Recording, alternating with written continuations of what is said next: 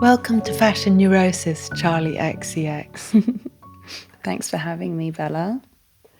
Can you tell me what you're wearing today and why you chose these particular clothes? Well, today we're sort of coming off like a major heat wave in London, and nobody really has AC here. So you've really got to like dress for that, and you got to be like prepared to kind of be getting a bit hot and flustered. So my clothing choices for this past week have really been based around weather in London. But I wanted to just be, I don't know, like comfortable as I'm like lying on your beautiful sofa, feel relaxed. We've also been talking a lot about like the angle. Oops. And like how that works with clothes and things like that. So yeah, I went for something easy, my like Levi's and some old like vintage Guess shoes and this holy t-shirt. Yeah, I love those studded shoes. They're fun, aren't they? Yeah, they're really good. I don't. Oh, Yeah, they're cute. They've also, I love wearing a heel that is actually so comfortable to run around in. And this is exactly what these shoes are. yeah, they're great. Elegant too. Thanks.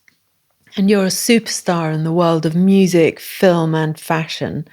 And as well as a new music style, you've created a way of using clothes as part of your performance that has captivated an audience of young kids and ex-punks like me. And in 2025, you headlined Glastonbury and won the Ivor Novello Songwriter of the Year. You've been on the cover of Vogue. You're not one to rest on your laurels, and I wondered where your restlessness comes from. Great question. It's interesting. I think my restlessness, first of all, comes from just this like innate passion to always be making something. I feel really, really lucky that I get to make things all the time. And to be honest, I don't really have hobbies, outside of what I do. Like my dream day is either kind of being in the studio, making a song or making something with friends of mine, or watching back-to-back films, or talking about films that we've seen. I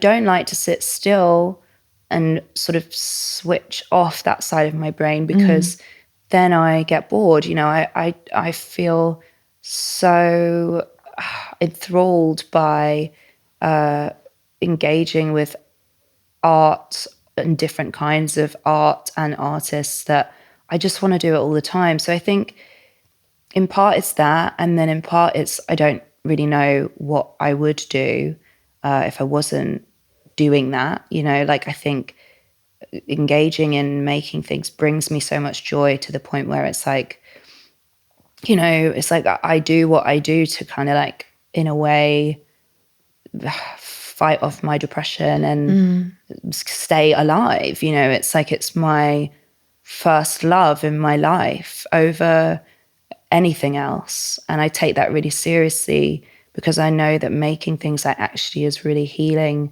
for me and my kind of inner voice, which sometimes is running haywire. And I think there is also, coupled with that, there is probably like an element of like running from the silence, if I'm being real. Maybe I do need to kind of like practice stopping and sitting in that kind of more calm state. But that is something I'm definitely out of practice in. I don't know.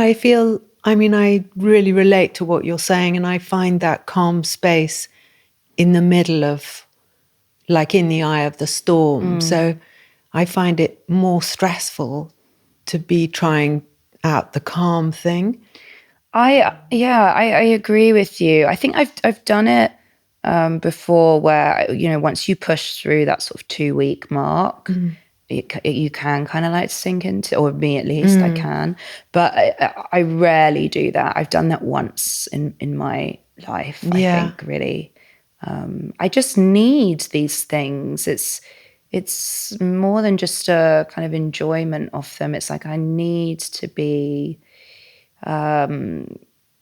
pouring my emotions into those outlets, Because I came to your music through watching the film Bottoms, and I heard the track Yes, No, Okay, and I loved it so much because it's so funny and it's punk, and it reminded me of when I feel ambiguity, which is rare. And you seem like the bard for young women, being both scathing and sincere. And I wondered, how did you know how to articulate those conflicting states of being? It's funny. It's like, I don't think I really know anything. Like when I'm making music, I'm never really thinking too much in advance about what I will be saying or what I want to say. Not all the time, but a lot of the time. I think for me, making music is very much kind of like when you have a thought, the thought comes, and then you say it out loud. And yes, sometimes you can like trace back why you might have had that thought because of your circumstance. But like, I don't know, like generally speaking, it's like the thought just comes out, right? And for me, it's like when I'm writing songs, it's like, I don't know where the personality comes from, except it's just from me, and it's just the things that are kind of within me that I say out loud. And I think I've always had this relationship with music and with any kind of like creativity in general, that like for something to be fun and funny doesn't necessarily mean that it also can't be like deeply serious and important. And I think there is still a bit of a sticking point around that, and that's not to say that I'm sort of anti like work that takes itself very seriously. I also really enjoy, that too. But I think something being fun and funny and silly, even at points, is also totally valid as like a serious, way of working. And I kind of like bringing those things together, bringing that sort of attitude with humor, with something more kind of introspective and sincere, I suppose, like because that's how I feel about art in general and music in general, that all of those feelings can kind of collide together to make something that feels very real and personal. Because you said that life without art would have no purpose. And how old were you when you realized that this is where your drive and your courage comes from? I mean, I started making music when I was probably 13 or 14. And I think at that point in time, I didn't really know that I felt that way. I knew that making songs and recording ideas made me feel good. It made me feel safe in a way. It made me feel like I could escape to my own world, But I think it was sort of as I grew older that I realized that so much of my joy and my personality and who I am as a human being is so interwoven into either making or engaging with art in some capacity. Even my friendship, my best friends and the things that they make, whether they're making music or, I have a friend who makes furniture and a lot of sort of chairs out of metal and lights and things like that. It's like, even like the things around me, I feel like, I don't know, I'm constantly around people making things at different scales and levels and with different ambitions. And I don't know, it's like, it's become, I feel very like privileged and lucky. And of course I'm aware of that like, I'm surrounded by that. And yeah, it's sort of just become this like fabric of my entire life. And to strip all that away, it's like, I don't really know what I would have, because it's such a kind of fundamental part of a lot of my relationships with other human beings as well. Yeah, it's an amazing filter. That scene, that famous scene in the Cocteau film where he goes through the mirror, I often think of those moments where you feel like you're going through the mirror and you're pushing yourself or discovering this moment where something else comes out of whatever it is you're kind of absorbed with, and it's such a great moment. Yeah, and I find, for me at least, a lot of the times those kind of moments happen. It's like where I make some kind of mistake or sort of an accident happens, and it can become something quite beautiful and actually like defining in a way, which is why I think it's really cool to just let ideas flow, and also really kind of embrace being almost childlike when it comes to creating. Yeah. And, I think to be childlike as an adult, I think takes a lot of bravery, because there's always this fear of being embarrassed, I suppose. Yeah. And I think especially like, I don't know, like making things is inherently embarrassing, Yes, because not only do you have to possibly like suggest some really terrible ideas out loud, you also have to kind of like, I don't know, just like be willing to just completely fall on your face all the time. But I think just kind of pursuing that childlikeness can sometimes really open you up to ideas that maybe you would feel too embarrassed to have if you weren't kind of doing that. And I think that's quite a scary thing, but a really beautiful thing once you're able to kind of go there. I suppose when you're in action, the more you are, and it kind of seems to get into your system to just dare to be seen type of thing. Right. And your parents met in a club. I wondered, is fashion a thing in your household? I mean, it's funny. It's like, so my mum grew up in Uganda, and she's Indian, and so when I was younger, I was always kind of like dressing up in her saris and things like that. And, they were all so colourful and with these brilliant patterns and really beautiful materials with like, bits of gold thread woven in them. And, that was sort of one side of me growing up, getting to kind of like experience all of that color in such a kind of maximalist way, because all of the saris that she had were very colorful. And my dad, like he was always so encouraging of me to really kind of embrace my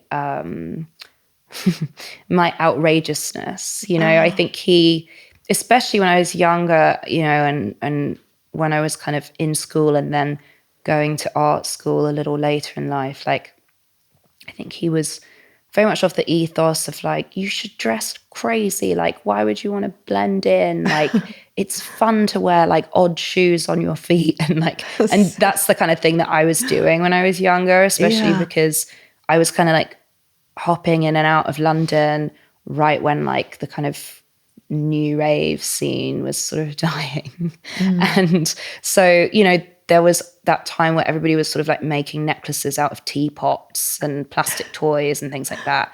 So I was kind of like doing that, and my dad was like really encouraging me. And I think my mum was a bit like, oh, that's weird, you know.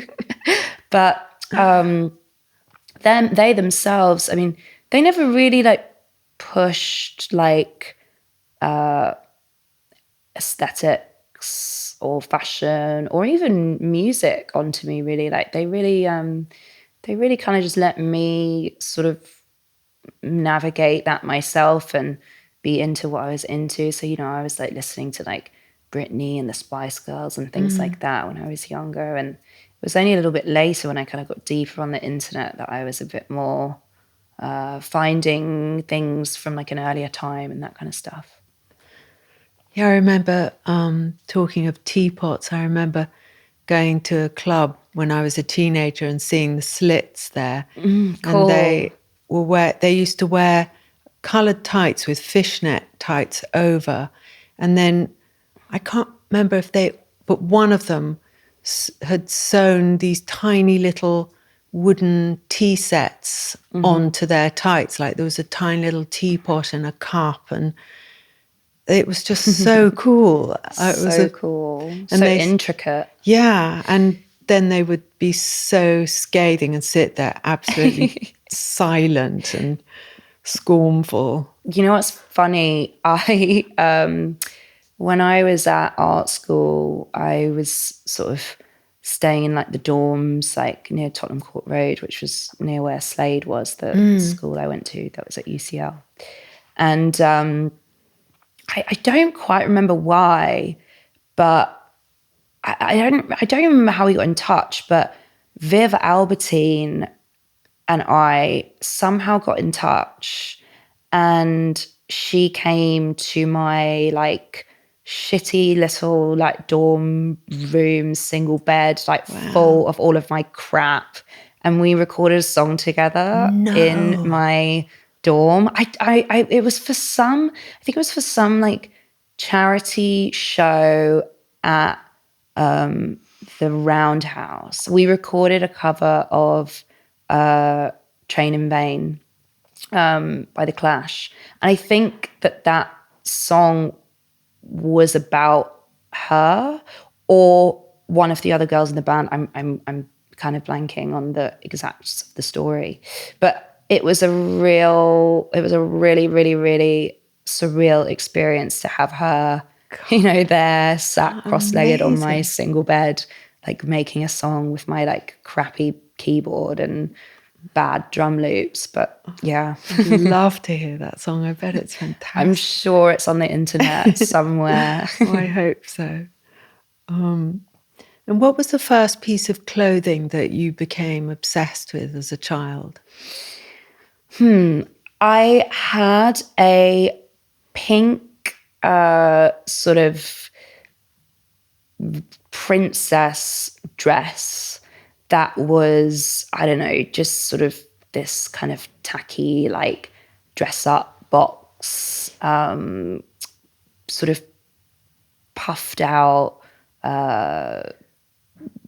sparkly kids dress that I just like absolutely loved. And it was probably like actually some sort of like Toys R Us situation, the peak of fashion, you know. And it came with these like little like lacy white gloves, very trad actually. But I remember being really, really into that when I was younger and always wanting to wear it. And there are definitely some cute pics of me floating around in that. Yeah, I'd say that. Like dress. a kind of identity thing that you craved this thing to consolidate how you felt about yourself? Or? You know, I I really don't know. I mean, I definitely wasn't thinking that deeply about it when I was like 3, to be honest. I think it was just the classic, like, when I was younger, I just thought like that it would be like fun if my job was like being a fairy or something, like seeing that film, A Fairy Tale, about those 2 girls who discovered fairies at the bottom of their garden, but nobody else could see them.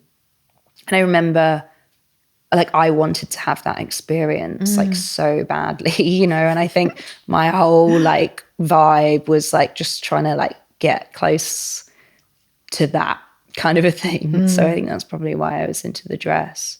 But I remember later in life, probably when I was like 16, 17, I remember like after I signed my first record deal, I bought this pair of Vivienne Westwood red felt platform boots.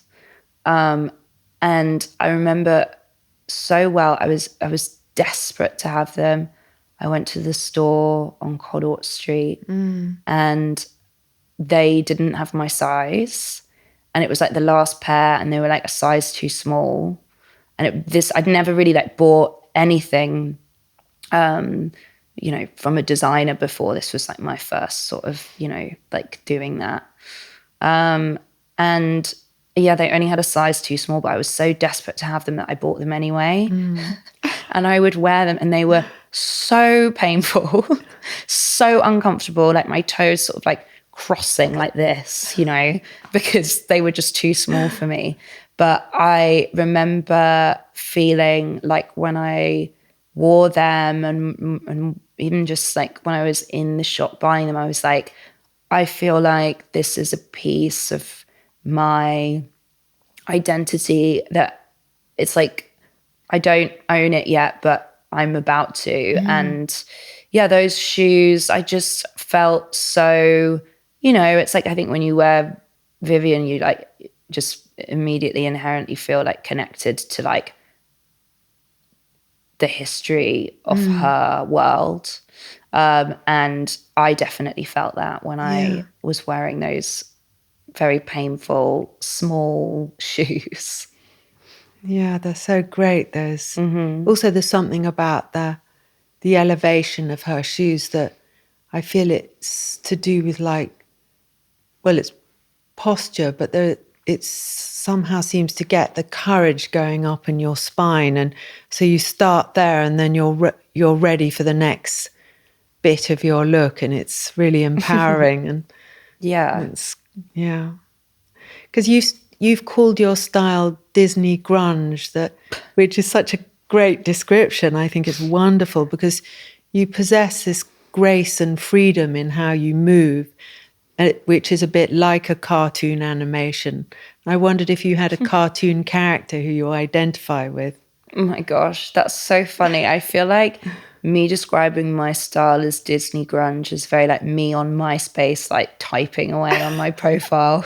I'm not sure I'd describe it like that now, but I think it's cool that you kind of feel that it still relates. Gosh, in terms of a cartoon character, I don't know. I mean, I feel like I probably always related most to, even though our fashion sense is very, very different, I would say I probably most related to Daria as a cartoon character, just because she's so, I don't know, she's just kind of so like, which is like my favorite vibe ever.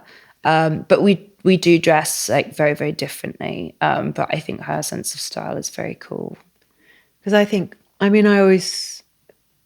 been quite obsessed with cartoons my whole life, and I feel they have these amazing qualities of kind of, it's so compressed and there's so much intensity with them that I sort of honed in on that phrase, which I think conjures up a lot. And and your lyrics are confident and body positive, and things like I'm a hot girl.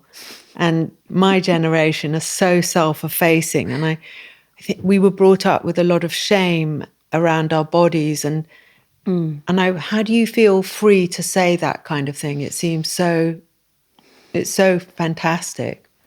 Well, it's for me, it's like I love sort of writing songs like that because almost in a way it's like a mantra. It's like the more you say that stuff out loud, the more you like really feel that in your bones.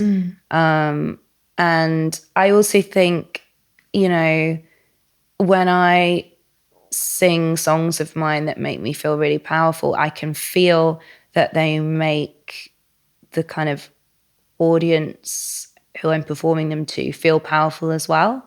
And I really like that. But I will say I feel a lot of shame about, my body and how I look sometimes. And I think it's, this sort of endless kind of pendulum swing between like feeling unbelievably confident to feeling unbelievably insecure. And I think that is sort of the harsh reality of like the world we find ourselves in, especially on the internet.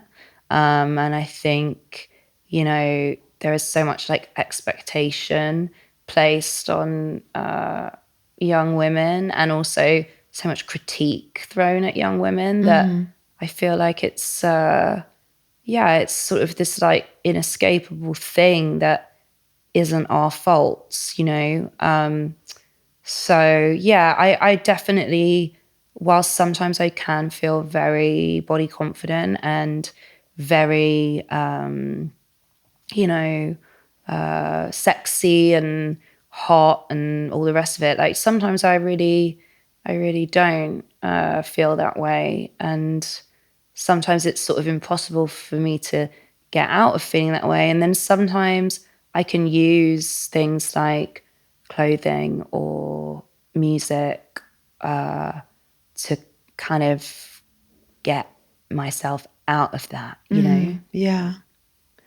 I mean, your success, your smash hit album, Brat, you made it okay to be messy and erotic, and you make it reasonable that a woman can be all those things and not just a good or a bad girl. And it's really comforting. And was that something inherent, or is there someone who you think embodies this, who you kind of think about sometimes? I mean, for me, I think that it just came because I think I've always been a little bit like that. I've always been a bit more messy, and I've always wanted to live my life exactly how I want to be. And sometimes that does involve being a bit messy or being a bit fucked up, or, not necessarily like, I don't know, dressing the way I'm supposed to at certain moments. I don't know. And so that's just always been who I am. And I think sometimes that makes people really uncomfortable. And sometimes that makes people feel really excited because they feel that way too. I mean, there are so many like awesome women who have embodied that like long before me. I mean, we spoke about Vivian as like, I think she's such a pioneer of that. People like Beatrice Dahl, who I'm just like obsessed with. Really? That's so interesting. And like, I don't know, I remember seeing that movie, Ladies and Gentlemen, The Fabulous Stains, when I was younger, and was really inspired by that too. And yeah, I do, like Bow Wow Wow, that band. Yeah. Like when what's the lead singer's name? Annabella Lewin. Yes, Yeah. Annabella Lewin.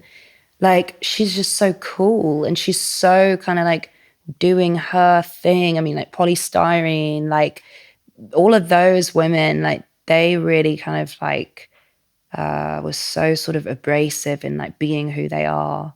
And that's always been very inspiring to me. And so, yeah, with the last record with Brat, especially thinking about clothing and thinking about performance on stage, I really didn't want to feel like I was sort of dressing up as a pop star and going on stage. I really just wanted to wear clothes that I would wear to a party at my friend's house and then perform the music in those clothes and really exist in that kind of a wardrobe. Yeah, I think people could really relate to that. And it was so cool actually seeing a lot of the fans who were coming to the shows were kind of like making their own versions of those outfits and honestly taking a lot of time and really like being like quite thrifty and like making like really cool, like interesting versions and interpretations of some of the things that I'd worn. Oh, great. It must have been so fascinating to see that. Yeah. Because in your new single is called SS26 and shows you walking in a fashion show and also sitting in the front row with next to Carrie Reutfeld, and you're a great wearer of clothes. And I'm interested that this kind of traditional format is still appealing and has power. And what is it you like about it? About fashion shows? Yeah. Well, I actually think one of the best places to hear music is at a fashion show. Or even when I'm just on TikTok and I'm watching like models stomp to songs. There's like a fantasy there that is just, I don't know, it like transports me. Like if I ever see like, I don't know, like Naomi or like Shalom or like Alex Kansani like stomping along to like an epic song and there's like a great TikTok edit, like I don't know, like it's so satisfying to me. And you know, having been to like a few fashion shows and like seeing like how the music sort of can really like set this tone, like it's really, I don't know, it feels, especially when the set is really great as well, it's really exciting. And, you know, you also have to just sort of sit still and listen and watch. It's not like you're dancing and, I mean, you can kind of dance a little in the chair and stuff, which is cool, but it's like you're really kind of like focused on it. You're focused on the atmosphere and you're focused on the clothes and you're focused on the, you know, the way that the models are moving. And yeah, it's kind of like a unique experience, I suppose. And also, you know, I've never walked in a runway show ever, so that was also sort of like a fun fantasy to do that in a very like low pressure way where I controlled every element of the edit. Because I read that you and some fellow musician collaborators dressed up to see how wearing a 90s minimal Ann Demeulemeester type of outfit could influence how you record a song differently. And what came out differently? Well, I think, you know, when we were making this album, Music, Fashion, Film, we decided we wanted to go to Paris to make it. I knew that was going to be the title, kind of right at the beginning of the writing process. And I had said to my two collaborators who I made the album with, A.G. Cook and Finn Keen, like, we should go to Paris. We should go during Fashion Week. A.G. was doing the music for the Alexander McQueen show. I was going to watch the Saint Laurent show. And Finn was just being Finn. I don't know. And we kind of like thought like, okay, let's go and let's record during that week, because we know that we're going to be like running around, we're going to be bumping into so many people, we're going to be seeing so many people dressed up in all these fabulous clothes, we're going to be seeing so many like fans of fashion who are like, you know, out there like doing their thing, like so much street style, so many interesting parties, like with like funny people popping up like left, right, and center. We kind of felt like it would be a really like just like a really rich environment to create specifically like this album, which, you know, the title, you know, contains the word fashion. So we were Yeah. like, well, let's just go. Even if it ends up not being very fruitful, maybe it will just be like a fun experience. And like during that, we sort of decided, okay, well, let's sort of like dress for the feeling of the album. Let's like dress for the feeling of Paris, you know, and in that came that kind of experiment. I mean, I will say, I always like to, I always think about like the clothes that I wear when I record, because it can really, it can change my mood and it can change the song. I mean, it's like if you're wearing like Phoebe Philo, you're like gonna make a cool song. You know what I mean? It's like, because the clothes make you feel effortless. You know, if you're wearing like, or if at least if I'm wearing like some like scraggy old kind of t-shirt from like back when I was like 16, there's like a coziness to that maybe can make me write lyrics that feel a bit more internal and kind of reflective or something. And, you know, if I'm wearing like the highest of high heels, it's like that's maybe when a song like Hot Girl comes out. So yeah, I feel like clothing could really change the mood of my writing process, at least. No, I loved that because I thought that makes complete sense to me. And it's so interesting to hear, especially a young person, talk about understanding how there's a rigor in clothes, or it can bring you a sort of tension of where you need it to be. Yeah. And you write brilliantly about deep feelings and how uncomfortable they can be and their impact emotionally. And yet you come across as a securely attached person. And I wondered, where do you anchor yourself when you want to get close to that edge? Well, I'm gosh, I don't think anyone's ever called me securely attached. So I'll take that, because yeah, I think I it's like I know myself, but I also can sometimes be completely out of control of my emotions and just my mind, to be honest. And I can really spiral. And so, to be honest, it's not hard for me to kind of get there, to write those kinds of songs, because I feel like I'm always in a way fighting between feeling like unbelievably stable and unbelievably out of balance. And it's sometimes really quite hard to navigate that. And yeah, I don't know. It's like I can tap into that kind of easily because I am quite fragile and sensitive. But I also enjoy kind of like talking about this stuff that we're talking about now. It's like, this is like my calm place. Like I love these conversations. I love talking about, you know, all the things that we're talking about, like influences and fashion and art and all of these things. So maybe I'm just feeling calm right now because I'm like lying on your nice sofa having a nice conversation. Well, there must be something there, because I feel like I'm quite good at kind of sensing. I mean, I'm paying myself a compliment, but because I regulate myself, or I have, you know, I notice how I regulate my own kind of oscillating, you know, kind of extreme feelings. And so there's something that you're transmitting that's working, and it's great. Well, It's that's good. wonderful. That's good. I'm happy to hear that. I mean, I will say recently I think I've been like terrible at self-regulating and kind of like bringing myself back down to like a neutral calm.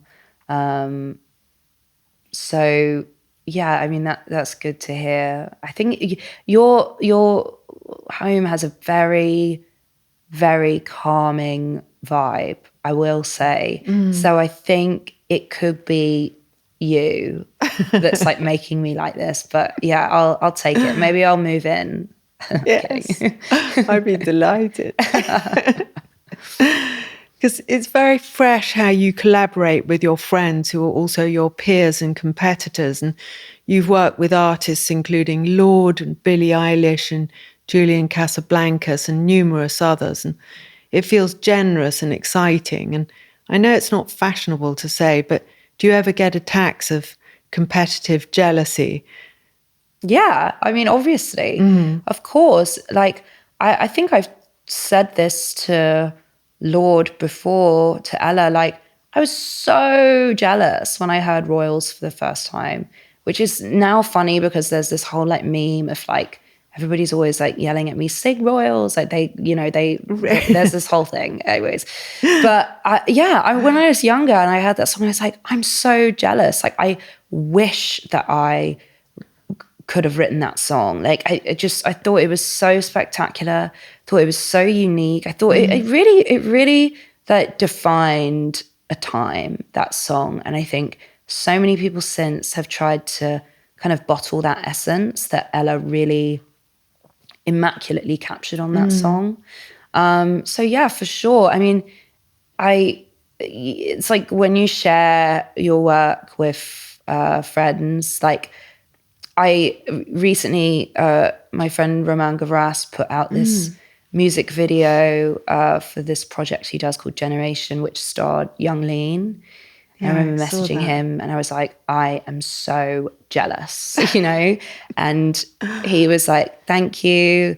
And then I like sent him my, later on I sort of sent him my recent album cover and he was like, well, I'm jealous of that. And I'm like, okay, well, it's like kind of like the biggest compliment in a way. Like when it's like how you know, like, oh my God, like that is so, so awesome. Like I wish I'd made it. And I'm not really embarrassed by saying that. I think, yeah, it's like, that's like the sign of like, oh, wow, like they did that so well. They did such a good job. Like they just like completely like killed it with that. So yeah, of course that happens. And I think, you know, I would say for the most part, a lot of people feel that, but maybe people don't want to admit it. I don't know, but I'll admit it. Yeah, because I remember talking to my shrink about feeling demoralized by feeling competitive with someone who I really liked. And he said, well, treat it as a game. And that just completely transformed it. And I thought, okay, it's, that's fine to have these feelings. And actually you can play and it can stimulate me to look harder or do something, push myself or enjoy myself or just enjoy their outfit instead of shrinking away. Right. And I think, like sometimes competition can kind of like, like drive or inspire you a little bit as long as it's like in a relatively like healthy way. I mean, I think like in my sort of friend group, there is like a lot of that going on. But I think the thing that's still cool at the same time is I think everybody kind of like shows up to support each other's work. And I think that is like the key for that whole thing. It's like you got to kind of like show up for your friends and support them, especially if you think the work is great. But even if you don't, it's like that's kind of what like being a friend is about. And I think sometimes when you're sort of friends with a lot of creative people, that element can sometimes get a bit lost, which is a shame because actually it's like so fun to just like support like the people that you love the most and kind of like go on their journey with them and be really excited for them. Yeah. I love the video Boys, which you co-directed in 2017. And it's so tender and cute with all the endearing qualities that boys have. And it's not reductive either. And you've friendships with film directors like David Cronenberg and Jim Jarmusch. And are you thinking of directing more or is acting more liberating for you? You know, like, I don't know if I have I definitely currently don't have like the sort of skill level to direct a full length feature. I mean, watching friends of mine do it, it's like just the stamina that you have to have to do that is something like so hardcore and admirable. And yeah, it's really like you got to be locked into that for a long time. Like, you know, pre-production, shooting it, post-production, the edit, like then like especially nowadays, like dealing with like studios, like dealing with like how you're gonna sell it, how you're gonna market it. It's like so much. And like I've had my own experience with that without directing the entire film. And it's already like, oh my God, I'm at capacity. So I mean, I have so much respect for directors. I think to direct a feature film is something so ambitious, especially you know, at a time where it's really kind of like hard to get the resources that you need to do that. Even these sort of like major, like iconic film directors from, you know, the past, some of them can't even like get like the funding to make what will undoubtedly be a great film. I think like the industry has just changed so much in terms of what studios want, like from my sort of you know, naive outsider perspective. No, But it's true. yeah, so I mean, look, never say never, but I think I have a lot to learn is what I'm saying. Like, I think that's part of the reason, like, I love being on set so much, like, is getting to watch what other people are doing, getting to kind of talk to cinematographers, talk to the directors, like even just talk to other actors about how, you know, other sets that they've been on have been compared to the one that we might currently be on. You know, it's like I've just feel like I've got so much to learn, and I really enjoy learning it all. So yeah, but no feature directorial debut just yet. Because you worked with John Cale on the soundtrack for Wuthering Heights. And was that your idea to Yeah. approach him? Because I find him totally fascinating and a genius. And I was interested that you did too. And being from a different generation, how was it to work with him? Oh my gosh. I mean, John is just like the coolest guy ever. Me and my friend Finn were working on House, which is the name of the song that John's on.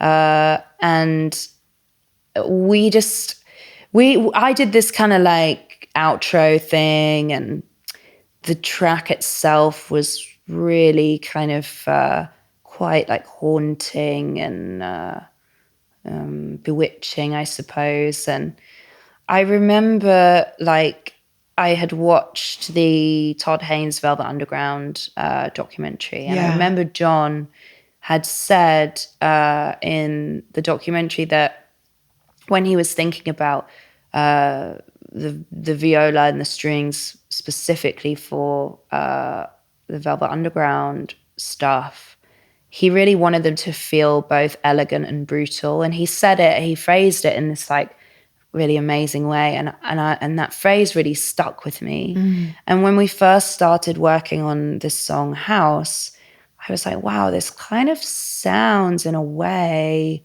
like my interpretation of those words.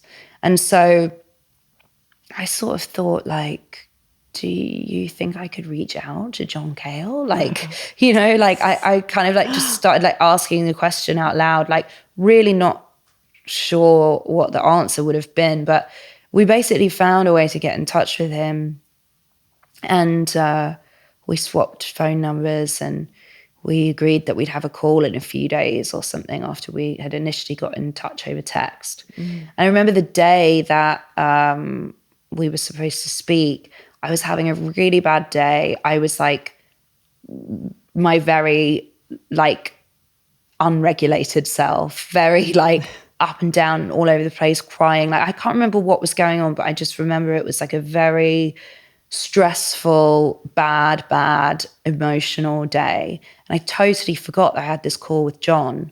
And I was sat with my husband at my place, and suddenly my phone started ringing as I was like mid, like, you know, ugly cry, like full on.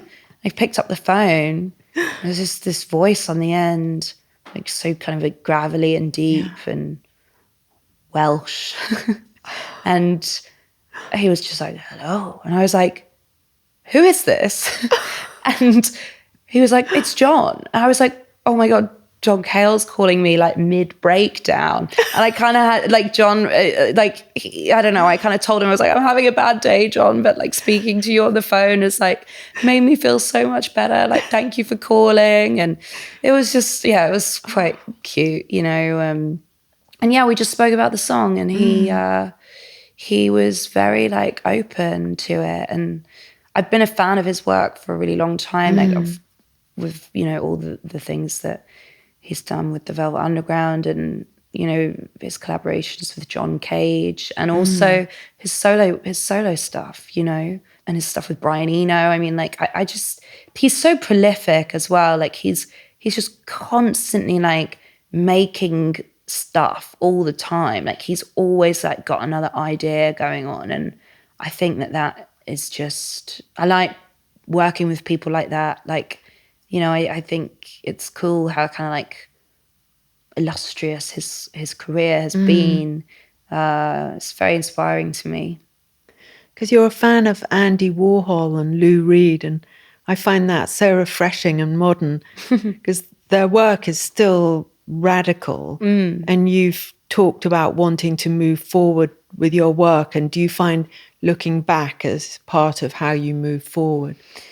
Yeah, you know, it's funny. I'm not really somebody who has this like encyclopedic like kind of book of references, especially when it comes to music. Actually, like I'm not somebody who knows like the kind of I don't know, lineage of like all artistry and genres, and like, you know, and maybe I should. I know that some people really do, but I kind of exist in a vacuum in a way, in that sense, where I kind of like gravitate toward the things I gravitate towards, and then I kind of just like lock in on it, and I don't necessarily know, like, yeah, I don't know. I'm just not encyclopedic, but with Lou Reed and Andy Warhol and that whole kind of scene, I don't know. I think just from when I was a kid, like, you know, it's like, it's one of the first, you know, like things you kind of like learn about in kind of like school. I think like pop art, you know, it's like kind of like fun to engage in, even if you're not particularly into fine art, like, you know, when you were younger. And I think, yeah, it just kind of took a hold of me, and I was like very interested in like the factory scene, and, you know, all of the characters there, like, you know, Jackie Curtis and Kennedy Darling and Bridget Polk and all of those people, and this kind of scene of different creatives doing different things. And I think the reason I was so interested in all of that was because I really felt alone when I was first making music. You know, I didn't feel like I had this group of friends around me at that time who were also doing the same thing as me, or wanted to do the same thing as me. And so I think I looked to times like that where it felt, you know, like everybody was kind of like gravitating around, like, you know, a place, or like a city, or a group, you know, a group of artists, or even just like the bars, like maxes and things like that. Like, it was all very fascinating to me how that worked. And I think, you know, it's also why I was really into Ed Banger Records when I was younger, this like French electro record label who, again, it was like all the artists seemed to be sort of collaborating all the time and working together and throwing parties together and really kind of existing in this quite like fluid space, at least is how it seemed from the outside. And I think it's because I craved that I gravitated towards those kinds of things. Yeah. I know, I think that comes late to fashion designers, but it's starting to happen, this collaborative kind of more friendliness. Right. Yeah, it's interesting. I suppose there's something about being a designer, a fashion designer, that's inherently kind of insular in a way. I remember when I watched Unzipped for the first time, that documentary. It's so good. Yeah. It's one of my favorite films. Yeah. And Isaac Mizrahi's kind of like looking in the paper, and I could be wrong. I think there's like a article about Jean-Paul Gaultier and how he had kind of like done a show that, and Isaac Mizrahi was like worried about like whether the Jean-Paul Gaultier show was going to kind of like encroach on like what he was doing. Like, would he be accused of copying, something like that? And I just thought, oh my gosh, yeah, that's so stressful, especially because I think, again, from, you know, my outsider opinion, when it comes to like making a collection, it seems everything is such like high stakes, and the time period in which you're doing it in is relatively short, and you're, especially now, there's so many different collections to make. There's like all these constant like seasons, and yeah, it just must be like, yeah, pretty intense, I can imagine. Because you have this incredible aesthetic, and I wondered what you find attractive in another person. Well, it's always their personality immediately. It's like above any sort of like visual aesthetics. I think I really connect and feel attracted to people's humor. They're willing to be quite dry, I suppose.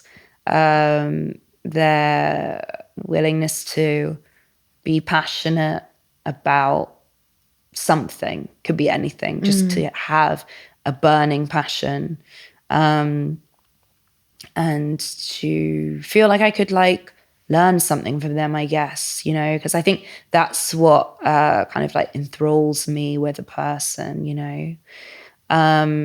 So yeah, I would say those are the things that attract me to somebody above maybe like a visual aesthetic in the beginning. But I will say, if ever I meet a girl who has like incredible style, I'm like, we got to be friends because I want to steal your wardrobe, you know?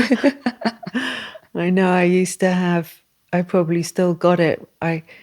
It described this syndrome that I thought I had called being friends with the prettiest girl in the school. And it was all about what she was wearing. And I found it really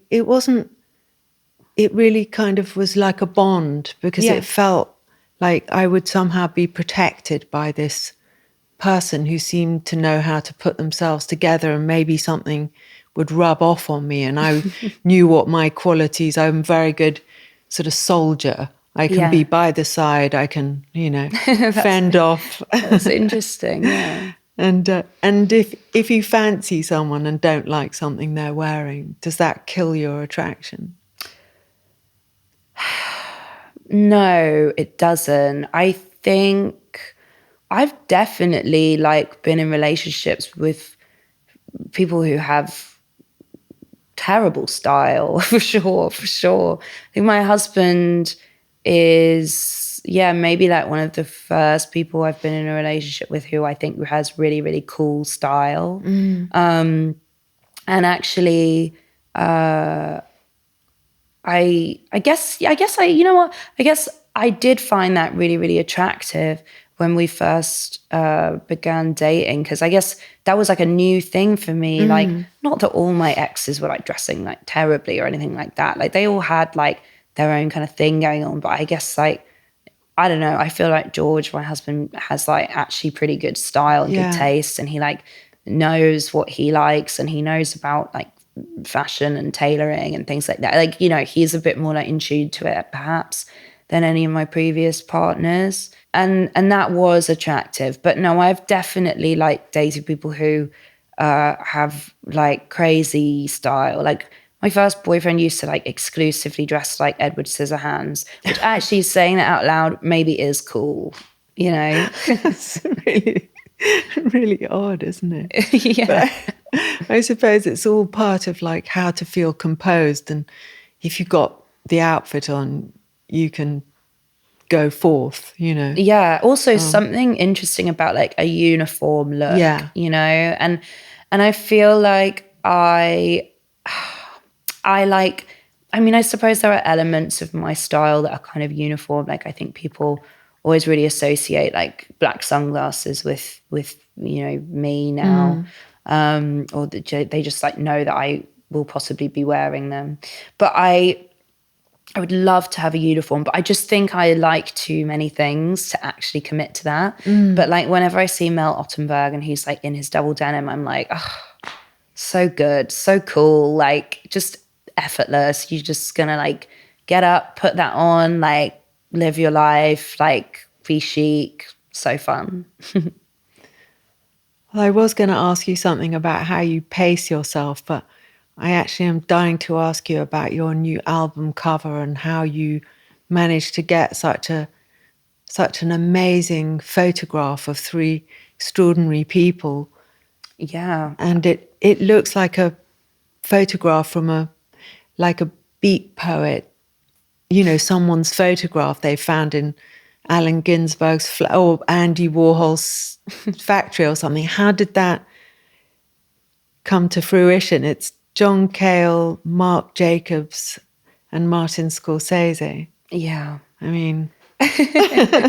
Yeah, I mean, even just hearing you say all that out loud, it's like, I can't really believe it. I mean, I think for me, it's like, I really wanted to put people on the cover who I had some kind of like personal connection with, whether that be like them as a person or their work, or have worked with them. And so that's kind of how I landed there.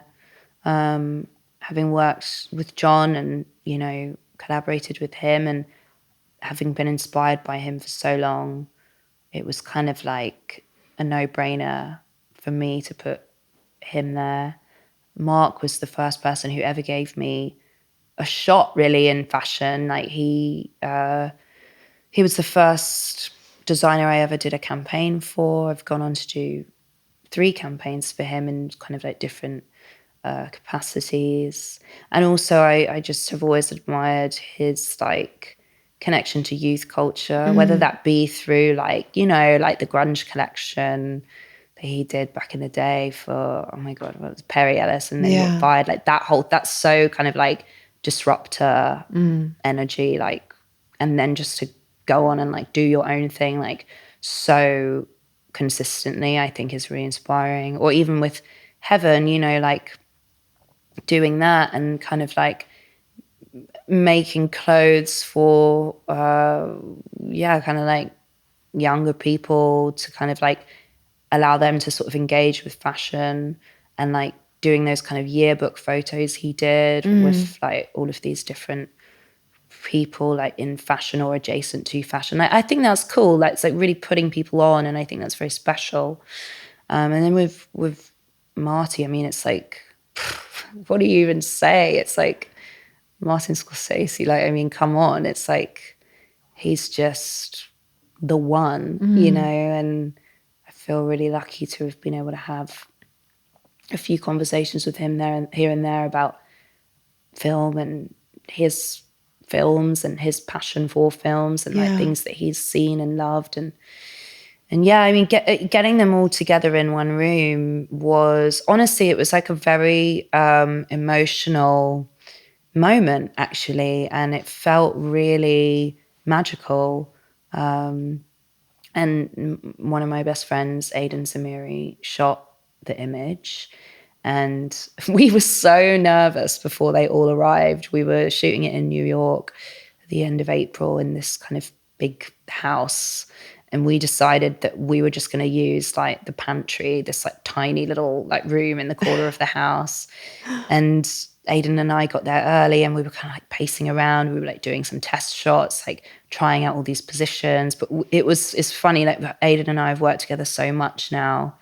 And I've never really seen him get nervous. And I don't think he's really seen me get nervous either. But we were kind of like pacing around, like counting down the seconds, like sweaty palms, you know.